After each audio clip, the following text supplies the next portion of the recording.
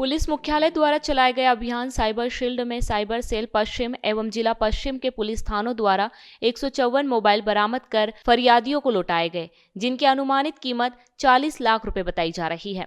वहीं पुलिस आयुक्त जोधपुर राजेंद्र सिंह व पुलिस उपायुक्त जोधपुर पश्चिम राजर्षि राज के निर्देशानुसार व अतिरिक्त पुलिस उपायुक्त निशांत भारद्वाज के निर्देशन में पुलिस मुख्यालय द्वारा साइबर अपराधों की रोकथाम एवं साइबर अपराध प्रकरणों के त्वरित निस्तारण तथा साइबर जागरूकता के प्रचार प्रसार हेतु चलाए जा रहे विशेष अभियान साइबर शील्ड में प्रभावी कार्यवाही करने हेतु जिला पश्चिम साइबर सेल एवं समस्त थानाधिकारी जिला पश्चिम को कार्यवाही करने हेतु निर्देशित किया गया था, जिसमें साइबर सेल पश्चिम द्वारा थानों से समन्वय स्थापित कर विभिन्न प्रकार की कार्यवाहियां की गई है। बिल्कुल, पिछले 1 महीने से पीएचक्यू के निर्देशानुसार ऑपरेशन साइबर शील्ड हमने चला रखा था, जिसमें साइबर अपराधियों के विरुद्ध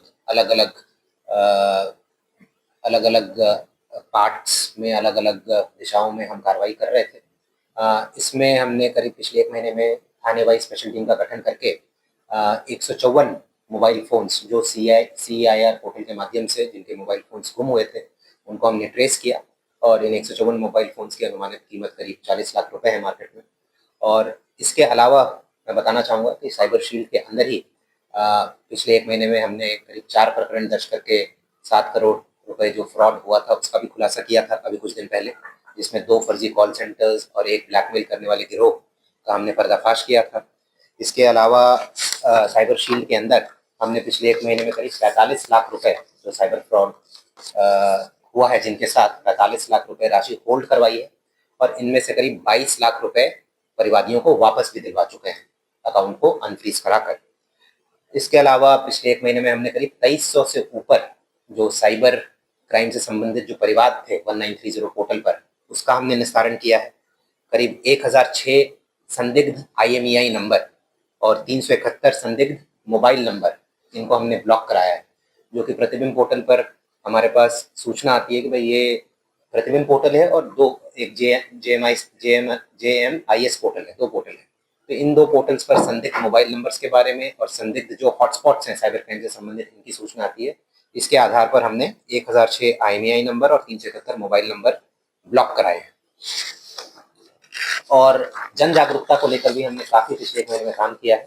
पूरे अगर जोधपुर वेस्ट की अगर मैं बात करूं तो करीब 147 जगह हमने जन जागरूकता का कार्यक्रम चलाकर करीब 6000 लोगों को हमने जागरूक करने का प्रयास किया है। सर, आज जिनके मोबाइल है उनको बुलाया गया? बिल्कुल, आज जिनके मोबाइल है उनको बुलाया गया है। आज उनको हम ये अनब्लॉक कराकर उनको वापस करेंगे। और आज के जीवन में मोबाइल एक ऐसी चीज़ है कि अगर वो गुम हो जाए तो हमें लगता है कि हमारे जीवन का एक बहुत महत्वपूर्ण अंग जो है वो गुम हो गया है, क्योंकि इसमें आपके प्राइवेट डिटेल्स भी होते हैं, आपके फ़ोटोज़ होते हैं, डॉक्यूमेंट्स होते हैं, पासवर्ड्स होते हैं। तो एक भावनात्मक जुड़ाव रहता है सबका अपने मोबाइल के साथ।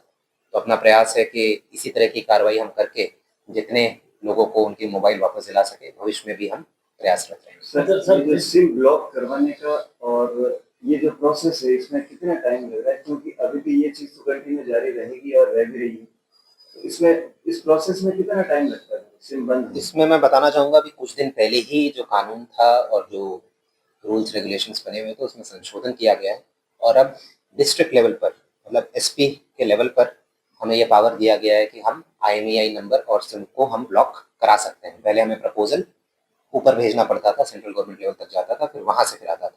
अभी हम अगर प्रॉपर जस्टिफिकेशन के साथ कि भाई ये नंबर जो है इस क्राइम में संलिप्त होना पाया गया है या फिर ये IMEI नंबर जो है ये संदिग्ध है किस वजह से, तो वो अब हमारे डिस्ट्रिक्ट लेवल पर हमें पावर दिया गया और उसका हम पूरा इस्तेमाल करें। वो इमीडिएट हो रहा है सर? उसमें टाइम इमीडिएट नहीं, वेरिफिकेशन में कुछ दिनों का टाइम लगता है। सर, 154 मोबाइल जो बरामद किए, कितने आरोपियों को गिरफ्तार किया गया इस कार्रवाई में? ये गुमशुदगी वाले मोबाइल, ये चोरी वाले मोबाइल नहीं है। जो CIR पोर्टल है, जैसे किसी का मोबाइल जो गुम होता है तो वो उस पोर्टल पर जाकर रजिस्टर करते हैं और रजिस्टर करते हैं, उसके बाद फिर हम उसको ट्रेस करते हैं। तो वो जैसे ही फ़ोन ऑन होता है, अगर कोई और नंबर भी उसमें लगाते हैं तो भी हमारे पास नोटिफिकेशन आता है। तो वो अलग अलग राज्य के अलग अलग कोने से हमने ये रिकवरी की है। कुछ फ़ोन हमने राज्य के बाहर से भी रिकवर किए हैं टीम भेजकर। तो ये गुमशुदगी वाले। जन जागरण संदेश के लिए आशीष पुरोहित की रिपोर्ट।